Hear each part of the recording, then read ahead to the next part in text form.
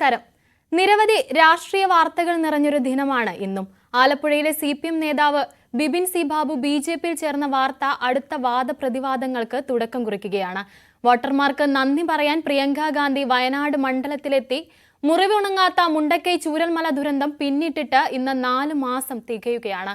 നിരവധി വാർത്തകൾ നിറഞ്ഞ ഒരു ദിനത്തിൽ മറ്റു ചില പ്രാദേശിക വാർത്തകൾ കൂടി പരിശോധിക്കാം.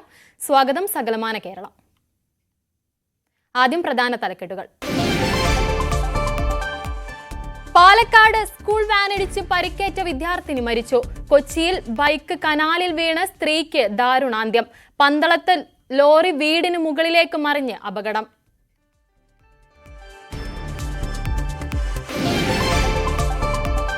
കൊല്ലം റവന്യൂ ജില്ലാ കലോത്സവത്തിനിടെ സംഘർഷം. വിധി നിർണയത്തിൽ പിഴവെന്ന് ആരോപണം. വിധികർത്താക്കൾക്ക് നേരെ കയ്യേറ്റം. കാറിന് നേരെ കല്ലെറിഞ്ഞ് പ്രതിഷേധക്കാർ.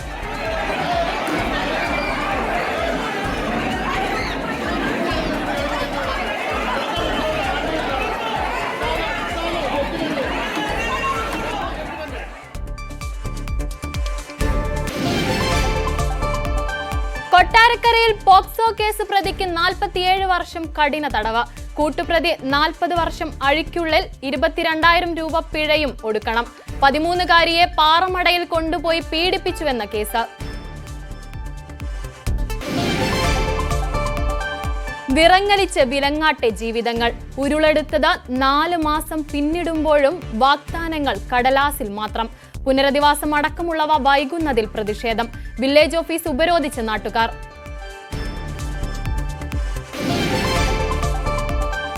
ശിവഗിരി മഠത്തിന്റെ ആഭിമുഖ്യത്തിൽ വത്തിക്കാനിൽ സർവമത സമ്മേളനം. അല്പസമയത്തിനകം മാർപ്പാപ്പ അഭിസംബോധന ചെയ്യും. സമ്മേളനത്തിൽ പങ്കെടുത്ത വിവിധ മത നേതാക്കൾ.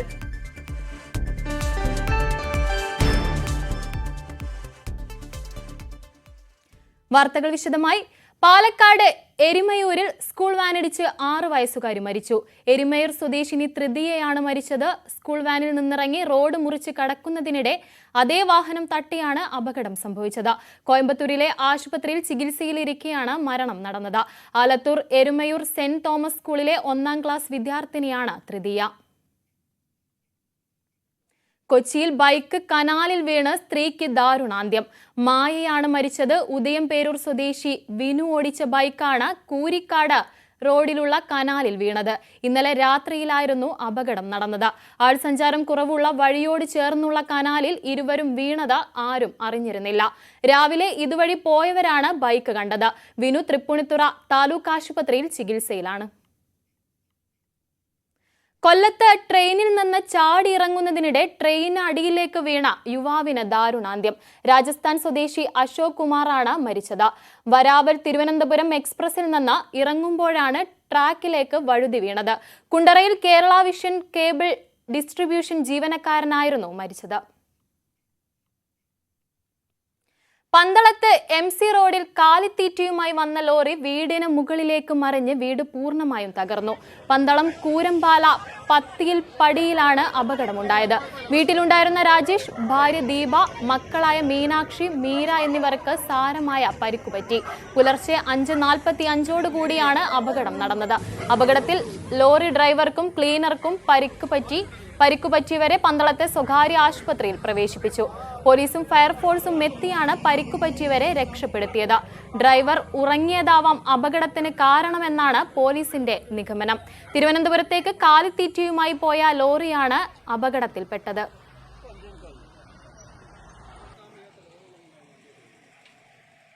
മൂവാറ്റുപുഴ പെഴക്കാപ്പള്ളി എസ് വളവിൽ ശബരിമല തീർത്ഥാടകരുടെ വാഹനം നിർത്തിയിട്ടിരുന്ന കാറിലിടിച്ച് അപകടം.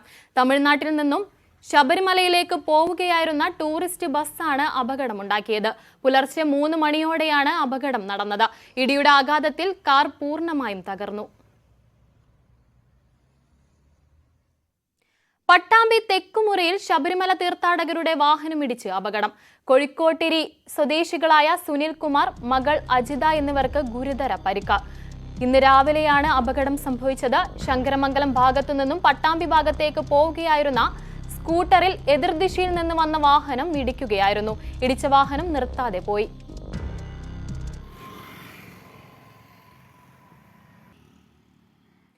കൊല്ലം കൊട്ടാരക്കരയിൽ പ്രായപൂർത്തിയാകാത്ത പെൺകുട്ടിയെ ലൈംഗികമായി പീഡിപ്പിച്ച പ്രതികൾക്ക് 40ഉം 47ഉം വർഷം കഠിന തടവും 22,000 രൂപ പിഴയും ശിക്ഷ വിധിച്ചു.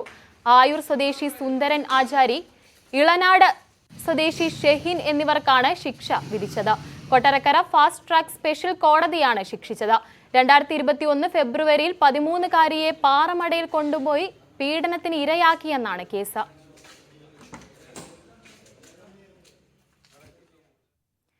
കൊല്ലം റവന്യൂ ജില്ലാ കലോത്സവ വേദിയിൽ സംഘർഷം. UP വിഭാഗം സംഘനൃത്തത്തിന്റെ വിധി നിർണയത്തിൽ പിഴവ് ആരോപിച്ചാണ് രക്ഷിതാക്കളും അധ്യാപകരും പ്രതിഷേധിച്ചത്. വിധികർത്താക്കൾക്ക് നേരെ കയ്യേറ്റവും ഉണ്ടായി. പോലീസ് ഇടപെട്ടാണ് ഇവരെ സ്ഥലത്തു നിന്നും മാറ്റിയത്.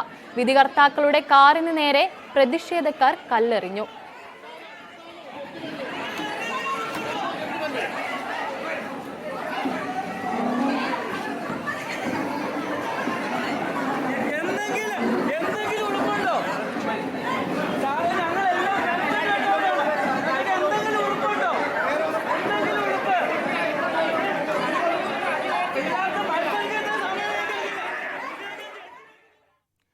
പ്ലാസ്റ്ററിട്ട കാലുമായി വേദനകൾ കടിച്ചമർത്തി വേദിയിൽ തിരുവാതിര അവതരിപ്പിച്ചപ്പോൾ ആർണ എന്ന വിദ്യാർത്ഥിനി സർവ്വതും മറന്നു. കൊട്ടാരക്കരയിൽ നടക്കുന്ന കൊല്ലം റവന്യൂ ജില്ലാ കലോത്സവത്തിലെ തിരുവാതിര മത്സരത്തിലാണ് 12ാം ക്ലാസ്സുകാരി ആർണ കാലിന്റെ പരിക്ക് വകവെക്കാതെ വേദിയിൽ തിരുവാതിര അവതരിപ്പിച്ചത്.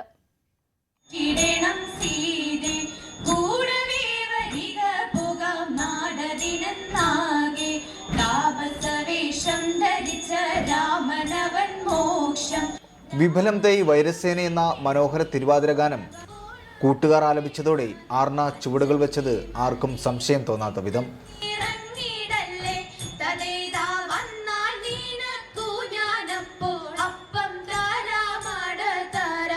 മുൻനിരയിൽ താളത്തിൽ കുമ്മിയടിച്ചപ്പോൾ പ്ലാസ്റ്ററിട്ട കാലിൻ്റെ വേദനകൾ ആർണ പൂർണ്ണമായും മറന്നു.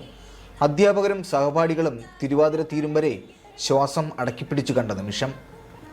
തിരുവാതിര അവസാനിച്ച് കർട്ടൻ വീണതോടെ ആർണയും വേദിയിൽ കുഴഞ്ഞു വീണു. കൂട്ടുകാർ താങ്ങിയെടുത്താണ് വേദിക്ക് വെളിയിലേക്ക് കൊണ്ടുവന്നത്. കാലിനെന്താണ് സംഭവിച്ചതെന്ന് ആർണ തന്നെ നമ്മളോട് പറയും. അപ്പം അന്ന് വീണ് കാലൊടിഞ്ഞ് സ്കൂൾ മത്സരം കഴിഞ്ഞതേ ഉള്ളായിരുന്നു. സബ് ജില്ലയ്ക്ക് 5 ദിവസം കണ്ടേ ഉള്ളായിരുന്നു. അപ്പോൾ 5 ദിവസം പ്ലാസ്റ്റർ ഇട്ട് സബ് ജില്ലയ്ക്ക് കയറുന്നതിന് ഒരു ദിവസം മുമ്പ് ഞാനത് അഴിപ്പിച്ചിട്ട് പിന്നെ ഇതിലേക്ക് മാറിയിട്ട് സബ് ജില്ല ചെയ്ത്. അപ്പം ഇവരെല്ലാവരും അല്ലാണ്ട് തന്നെ പ്രാക്ടീസ് ചെയ്തു. ഞാൻ വീട്ടിലിരുന്ന് പ്രാക്ടീസ് ചെയ്തു. Chathannoor Poothakkulam government higher secondary സ്കൂളിലെ തിരുവാതിര സംഘത്തിൽ ആർണ എന്ന കലാകാരിക്ക് പകരം വയ്ക്കാൻ മറ്റാരുമില്ല എന്ന് പരിശീലകനും പറയുന്നു.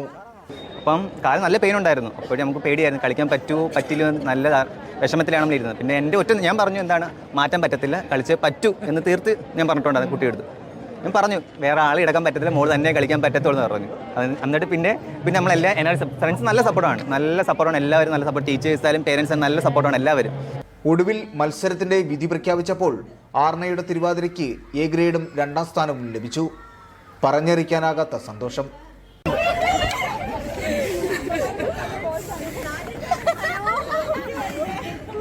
പോരായ്മകൾ പരിഹരിച്ചും കാൽ സുഖപ്പെടുത്തിയും സംസ്ഥാന കലോത്സവത്തിന് മിന്നും പ്രകടനം കാഴ്ചവെക്കാനാകുമെന്ന ശുഭപ്രതീക്ഷയിലാണ് വിദ്യാർത്ഥികൾ. S Vineesh, news 18, Kottarakkara. Kasaragod revenue ജില്ലാ സ്കൂൾ കലോത്സവം ഉദിനൂർ ഗവൺമെന്റ് ഹയർ സെക്കൻഡറി സ്കൂളിൽ പുരോഗമിക്കുമ്പോൾ താരപരിവേഷമില്ലാതെ കലോത്സവ നഗരിയിൽ സജീവമാവുകയാണ് PP കുഞ്ഞികൃഷ്ണൻ മാസ്റ്റർ. ജന്മനാട്ടിൽ നടക്കുന്ന കലാമാമാങ്കത്തിന് തന്റെ എല്ലാ തിരക്കുകളും മാറ്റിവെച്ച് സംഘാടകരിൽ ഒരാളായി മാറുകയാണ് കുഞ്ഞികൃഷ്ണൻ മാസ്റ്റർ. കാസർഗോഡ് ജില്ലാ കലോത്സവം പുരോഗമിക്കുമ്പോൾ അവിടെ നിറസാന്നിധ്യമായി ഒരു സിനിമാ താരമുണ്ട്. അത് മറ്റാരുമല്ല, കുഞ്ഞികൃഷ്ണനാണ്. ഏതായാലും അദ്ദേഹത്തോടാണ് ചോദിക്കാം. നിങ്ങളുടെ ഒരു കലോത്സവം നടക്കുകയാണ് നാട്ടിൽ, ഏത് രീതിയിലാണ് ഇവിടെ? 16 വർഷങ്ങൾക്ക് ശേഷമാണ് നമ്മുടെ ഉദിനൂരിലേക്ക് ഈ കലോത്സവം വരുന്നത്. കൈമൈ മറന്ന് നാട്ടുകാർ മുഴുവൻ ഒറ്റക്കെട്ടായി ഇതിനെ വിജയിപ്പിക്കുന്നതിന് വേണ്ടി പിറകിലുണ്ട്. ഇപ്പോൾ എൻ്റെ കൂടെയുള്ള ഹരിതകർമ്മസേന പടന്ന ഗ്രാമപഞ്ചായത്തിലെ മെമ്പർമാരും, നമ്മുടെ ജില്ലാ പഞ്ചായത്ത് മെമ്പറുണ്ട്, ബ്ലോക്ക് പഞ്ചായത്ത് മെമ്പറുണ്ട്, അതുപോലെ തന്നെ ഹരിതകർമ്മസേന നമ്മളെ സ്റ്റാൻഡിംഗ് കമ്മിറ്റി ചെയർമാനുണ്ട്. എല്ലാവരും ഹരിതകർമ്മസേന പറഞ്ഞാൽ കുറേ ദിവസം മുമ്പേ അതിൻ്റെ കൂടെയുണ്ട്. അതേപോലെ തന്നെ നമ്മുടെ കുടുംബശ്രീ പ്രവർത്തകർ ഏകദേശം ഒരു 1 ലക്ഷം രൂപയുടെ സാധനങ്ങൾ, അരിയും മറ്റ് പലവ്യഞ്ജനങ്ങളായിട്ട്. വലിയ തിരക്കിലാണ് മാഷ്, ഫോൺ വിളിച്ചാൽ പോലും കിട്ടാനില്ല എന്നാണ് പറയുന്നത്. പക്ഷേ മാഷ് കഴിഞ്ഞ 2 ദിവസങ്ങളായിട്ട് ഇവിടെ തന്നെ ഉണ്ട്. എങ്ങനെയാണ് ഞാൻ യഥാർത്ഥത്തിൽ എൻ്റെ ഷൂട്ടിൻ്റെ ഡേറ്റ് ആയിട്ട് ദുരൂഹ സാഹചര്യത്തിൽ രതീഷ് ബാലകൃഷ്ണൻ പൊതുവാൾ സംവിധാനം ചെയ്യുന്ന പുതിയ സിനിമ, അത് വയനാട്ടിലാണ് ഷൂട്ട്. പക്ഷേ എൻ്റെ ഡേറ്റ് ആയിട്ടില്ല. ഡേറ്റ് ആയാൽ ഞാൻ പോകും. പക്ഷേ ഇപ്പോൾ 30-ാം തീയതി വരെ എന്തായാലും ഇവിടെയുണ്ട്. നേരത്തെ ഒരു സംഘാടകനായിരുന്നു, ഇപ്പൊ ഒരു സിനിമാ താരം കൂടിയാണ്. എങ്ങനെയാണ് നിങ്ങളെ ഈ നാട്ടുകാർക്ക് എങ്ങനെയാണ്? നാട്ടുകാർക്ക് ഞാനൊരു സിനിമാ താരമല്ല, നാട്ടുകാർക്ക് എപ്പോഴും പഴയതുപോലെ ഒരു പ്രശ്നമില്ല. പഴയതിനേക്കാൾ കുറച്ചുകൂടി ഒരു സന്തോഷം കൂടിയതിലാണ്. ഏതാണ് പുതിയ പ്രൊജക്ട്? ഏതാണ് ഇപ്പൊ ഇനി ഇപ്പോൾ പറഞ്ഞത് ദുരൂഹ സാഹചര്യത്തിൽ പോലെ ഇറങ്ങാനുള്ളത് ഒരു ജാതി ജാതകം, വിനീത് ശ്രീനിവാസൻ നായകനായത്.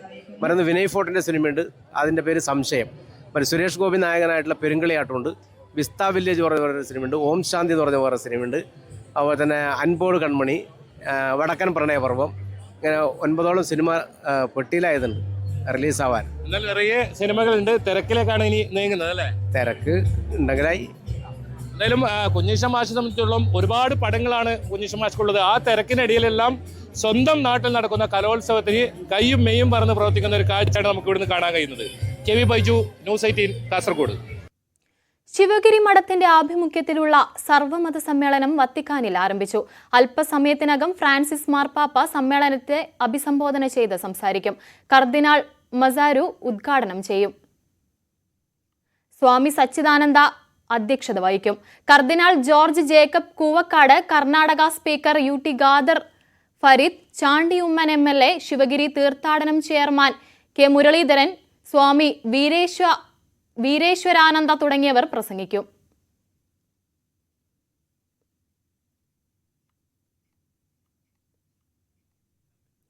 കലാസാംസ്കാരിക രംഗത്ത് കണ്ണൂരിന്റെ ചരിത്രത്തിൽ ഇടം നേടിയ ഇന്ത്യ ഡാൻസ് അലയൻസ് ഫെസ്റ്റിന് ഇന്ന് തുടക്കമാകും. കണ്ണൂർ ജവഹർ ലൈബ്രറി ഹാളിൽ ഇന്നും നാളെയുമായി നടക്കുന്ന പരിപാടിയിൽ ദേശീയ അന്തർദേശീയ തലത്തിൽ പ്രശസ്തരായ നർത്തകരാണ് ചുവടുവെക്കുന്നത്.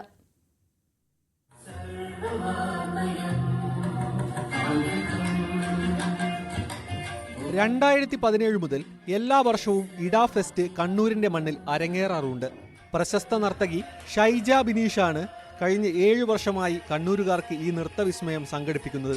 ഇന്ന് വൈകിട്ട് 6:15 കേന്ദ്ര സംഗീത നാടക അക്കാദമി അവാർഡ് ജേതാവ് ഗോപിക വർമ്മയുടെ മോഹിനിയാട്ടത്തോടെ തുടക്കമാകുന്ന ഇഡ ഫെസ്റ്റിൽ റെഡ്ഡി ലക്ഷ്മിയുടെ കുച്ചിപ്പുടിയും ഹരി ചേതനയുടെ കഥക്കും അരങ്ങേറും. നാളെ വൈകിട്ട് 6:15 അഭിനവ് മുഖർജിയുടെ കഥക്കും 7 കലാശ്രീ രമാ വൈദ്യനാഥിന്റെ ഭരതനാട്യവും ഉണ്ടാകും.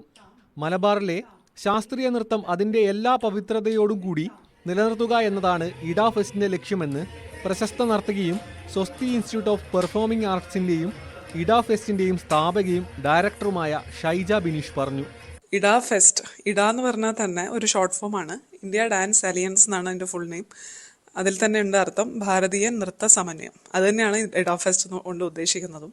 കണ്ണൂരിലെയും പരിസര പ്രദേശങ്ങളിലെയും നൃത്താസ്വാദകർക്ക് ദേശീയ അന്തർദേശീയ തലത്തിൽ ശ്രദ്ധേയരായ നർത്തകരുടെ നൃത്തം ആസ്വദിക്കാനുള്ള അവസരത്തിന് പുറമെ നൃത്തം പഠിക്കാൻ ആഗ്രഹിക്കുന്ന വിദ്യാർത്ഥികൾക്ക് പ്രമുഖ നർത്തകരെ പരിചയപ്പെടുത്തി കൊടുക്കുകയും ചെയ്യും. ഇഡ ഫെസ്റ്റ് തുടങ്ങിയത് 2017 ഇതിപ്പോൾ 2024 ഇത് 7ാമത്തെ വർഷമായി. അതിൻ്റെ ഇടയിൽ കോവിഡ് സമയത്ത് ഓൺലൈൻ ഫെസ്റ്റിവലായിട്ട് നടത്തി. എനിക്ക് തോന്നുന്നു ലോക്ക്ഡൗൺ സമയത്ത് ആദ്യത്തെ ഓൺലൈൻ ഫെസ്റ്റിവൽ എന്നുള്ളൊരു ആശയം കൊണ്ടുവന്നത് ഇഡ തന്നെയാണ്. മലബാറിന്റെ ടൂറിസം മേഖലയ്ക്ക് മുതൽക്കൂട്ടാകുന്ന ഇഡ ഫെസ്റ്റിന്റെ 7ാമത് എഡിഷന്റെ ഉദ്ഘാടന ചടങ്ങിൽ നിരവധി പ്രമുഖർ പങ്കെടുക്കും.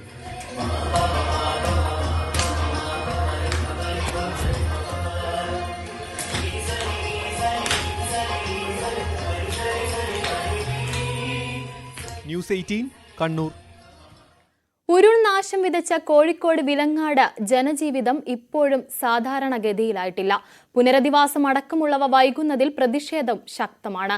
അവഗണനയിൽ പ്രതിഷേധിച്ച് നാട്ടുകാർ വില്ലേജ് ഓഫീസ് ഉപരോധിച്ചു. ഉരുൾനാശം വിതച്ച് 4 മാസം പിന്നിടുകയാണ്. കുത്തിയൊലിച്ചെത്തിയ മലവെള്ളം വീടുകളും കൃഷിയിടങ്ങളും തകർത്തു. ഉള്ളതെല്ലാം നഷ്ടമായതിന്റെ മുറിവ് ഇവിടത്തുകാർക്കുണങ്ങിയിട്ടില്ല. സർക്കാരിന്റെ ആശ്വാസ നടപടികൾ പ്രഖ്യാപനത്തിലൊതുങ്ങി. 100-ലേറെ ഇടങ്ങളിൽ ഉരുൾപൊട്ടിയെന്ന് കണ്ടെത്തിയ വിലങ്ങാട് റോഡുകളും പാലങ്ങളും പുനർനിർമ്മിക്കാനും നടപടിയില്ല. വിലങ്ങാട്ടെ ജനത ഇപ്പോൾ പ്രക്ഷോഭ പാതയിലാണ്. സർക്കാർ അവഗണനയിൽ പ്രതിഷേധിച്ച് നാട്ടുകാർ വില്ലേജ് ഓഫീസ് ഉപരോധിച്ചു.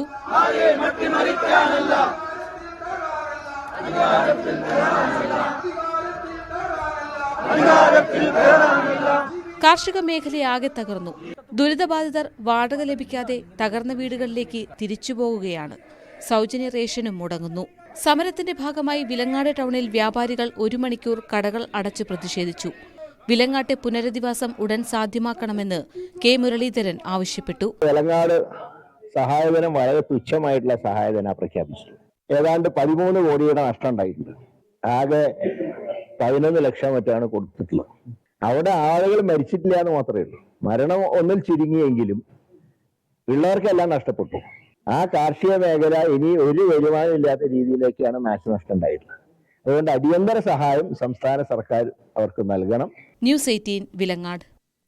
തിരുവനന്തപുരം മാറ്റിങ്ങലിൽ ഒരു വിഭാഗം സ്വകാര്യ ബസ്സുകൾ നടത്തിവന്ന പണിമുടക്ക് പിൻവലിച്ചു. കഴിഞ്ഞ ദിവസം അമിത വേഗത്തിൽ പോയ സ്വകാര്യ ബസ് ഇടിച്ച് 3 സ്കൂൾ വിദ്യാർത്ഥികൾക്ക് പരിക്കേറ്റിരുന്നു. തുടർന്ന് പാലസ് റോഡ് വൺ വേ ആക്കി. എന്നാൽ നഗരസഭാ ചെയർപേഴ്സണും MLAയും ഇടപെട്ട് വൺ വേ മാറ്റിയതിൽ പ്രതിഷേധിച്ച് ഡിവൈഎഫ്ഐ പ്രവർത്തകർ ബസ് തടഞ്ഞിരുന്നു. ഇതിൽ പ്രതിഷേധിച്ചായിരുന്നു പണിമുടക്ക് നടത്തിയത്. കോട്ടയത്തെ ആകാശപാതയ്ക്ക് ബലക്ഷയം.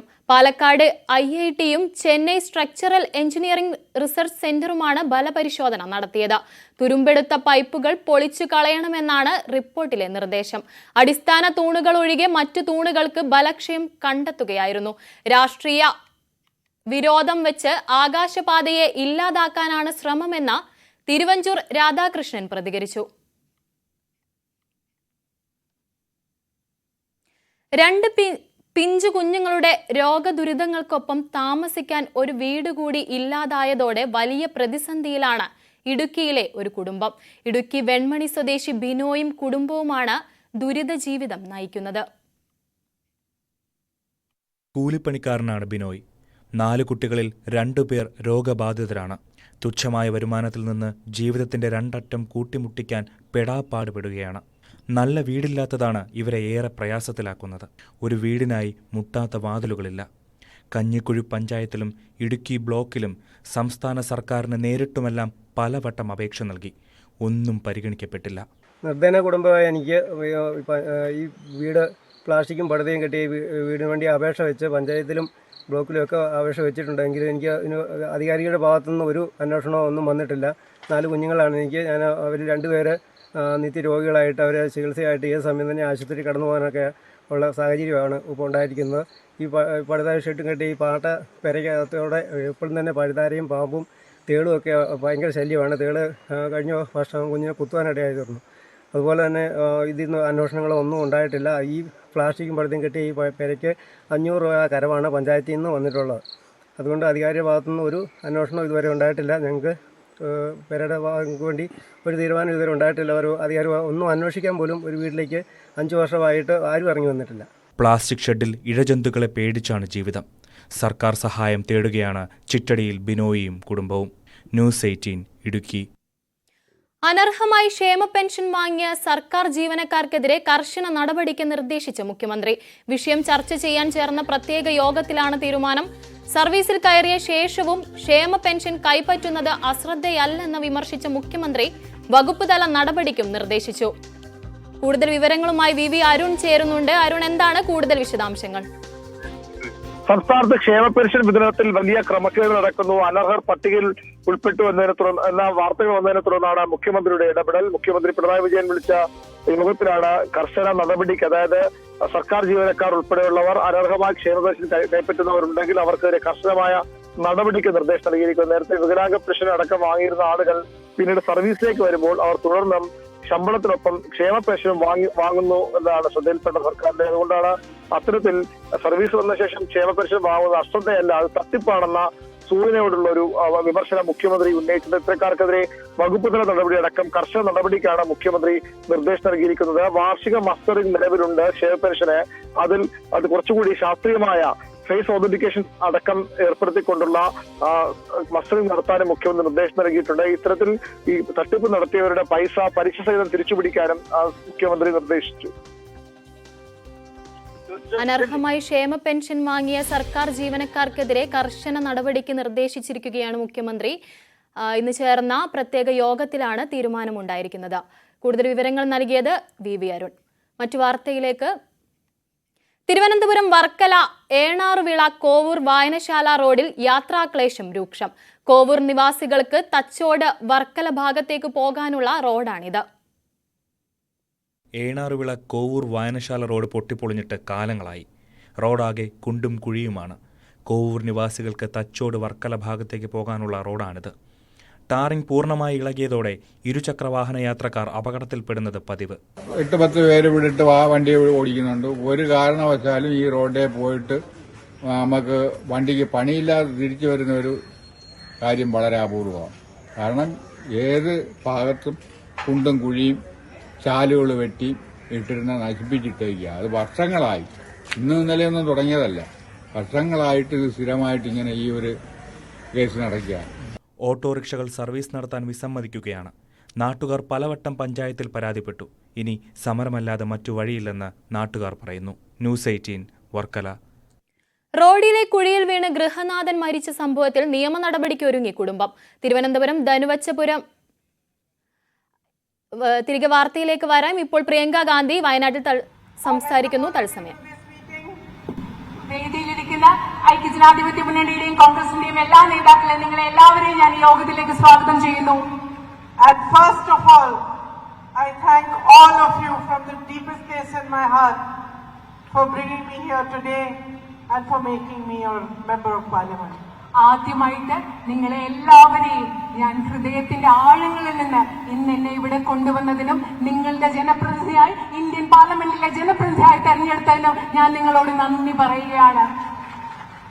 As you know, and I said in my very first speech here, it has been 35 years since I have been campaigning for elections. This is the first election I stood for my own election. ഞാൻ നിങ്ങളോട് ഇവിടെ വന്ന് പ്രചരണം തുടങ്ങിയ ആദ്യത്തെ പ്രസംഗത്തിൽ പറഞ്ഞതുപോലെ തന്നെ 35 വർഷങ്ങളായി ഞാൻ തെരഞ്ഞെടുപ്പ് പ്രചരണം നടത്തുകയായിരുന്നു. ഈ തെരഞ്ഞെടുപ്പാണ് ആദ്യമായി ഞാൻ തെരഞ്ഞെടുപ്പിൽ മത്സരിച്ചതെന്ന് പറയുന്നത് ഈ തെരഞ്ഞെടുപ്പാണ്. In these 35 years, I must have met millions of people in these campaigns, interacted with many crowds. ഈ 35 വർഷങ്ങളിൽ ഈ പ്രചാരണങ്ങൾ നടത്തുമ്പോൾ ഒരുപാട് ജനക്കൂട്ടങ്ങളുമായി ഇടപഴകുകയും ലക്ഷക്കണക്കിന് ആളുകളെയും ഞാൻ കണ്ടിട്ടുണ്ട്. But I just want to say to you that I remember each one of you who has waited for me here in Wayanad. I remember each one of your faces. I remember each child, every mother, every sister, every brother, everyone who has come to greet me. Everyone who has waited for me on the side of the streets, outside their houses, brought me a flower, given me a hug, given me a kiss. I remember each one of you. പക്ഷെ ഞാൻ നിങ്ങളോടൊന്ന് പറയട്ടെ, ഈ പ്രചരണത്തിൽ ഇവിടെ കണ്ടുമുട്ടിയ വയനാട്ടിലെ നിങ്ങൾ ഓരോരുത്തരെയും, ഓരോ കുഞ്ഞിനെയും, ഓരോ അമ്മയും, ഓരോ മകനെയും, ഓരോ സഹോദരനെയും, ഓരോ സഹോദരിയെയും, വീടിന് പുറത്തെന്നെ കാത്തുനിന്നവരെയും, എനിക്കുമായി പൂക്കൾ കൊണ്ട് കാത്തുനിന്നവരെയും, എന്നെ കെട്ടിപ്പിടിച്ചവരെയും, എന്നെ കുമ്മ തന്നവരെയും ഓരോ മുഖവും ഞാൻ ഇന്നും ഓർക്കുന്നുണ്ട് എന്ന് നിങ്ങളോട് പറയാൻ ഞാൻ ആഗ്രഹിക്കുന്നു. And truly from my heart I thank each one of you for what you have given me. യഥാർത്ഥത്തിൽ എന്റെ ഹൃദയത്തിൽ നിന്ന് ഞാൻ നിങ്ങൾ ഓരോരുത്തരെയും നിങ്ങൾ എനിക്ക് എന്ത് നൽകിയോ അതിനുവേണ്ടി ഞാൻ നിങ്ങളോട് നന്ദി പറയുകയാണ്. And the value of what you have given me lies in your love and in your trust. നിങ്ങൾ എനിക്ക് എന്താണോ നൽകിയത് അതിന്റെ മൂല്യം എന്ന് പറയുന്നത്, ആ മൂല്യം നിലനിൽക്കുന്നത് നിങ്ങൾ എനിക്ക് നൽകിയ സ്നേഹത്തിലും വിശ്വാസത്തിലുമാണ്. I am in parliament for you. ഞാൻ ഇന്ത്യൻ പാർലമെന്റിലുള്ളത് നിങ്ങൾക്ക് വേണ്ടിയാണ്, ഇവിടുത്തെ ജനങ്ങൾക്ക് വേണ്ടിയാണ്. It is your voice that I will raise. It is your problems that I will try to resolve. It is your beliefs, your values, your hopes and your aspirations that I will stand for each and every day from now until the end. Wayanad പൊതുയോഗത്തിൽ വോട്ടർമാരോട് നന്ദി പറയുകയായിരുന്നു പ്രിയങ്ക. ഇനി സ്വർണം വെള്ളി നിരക്കുകൾ. കവിത gold and diamonds ഇന്നത്തെ സ്വർണം വെള്ളി നിരക്കുകൾ നിങ്ങൾക്കായി സമർപ്പിക്കുന്നത് Kavitha gold and diamonds. Choose your special. സ്വർണം 22 കാരറ്റ് ഗ്രാമിന് 7140 രൂപ, പവന് 57,120 രൂപ. സ്വർണം 18 കാരറ്റ് ഗ്രാമിന് 5910 രൂപ, പവന് 47,280 രൂപ. വെള്ളി ഗ്രാമിന് 97 രൂപ, കിലോയ്ക്ക് 97,000 രൂപ. കവിത ഗോൾഡ് ആൻഡ് ഡയമണ്ട്സ് ഇന്നത്തെ സ്വർണം വെള്ളി നിരക്കുകൾ നിങ്ങൾക്കായി സമർപ്പിക്കുന്നത് Kavitha gold and diamonds. Choose your special. സകലമാന കേരളം പൂർണ്ണമാകുന്നു. നമസ്കാരം.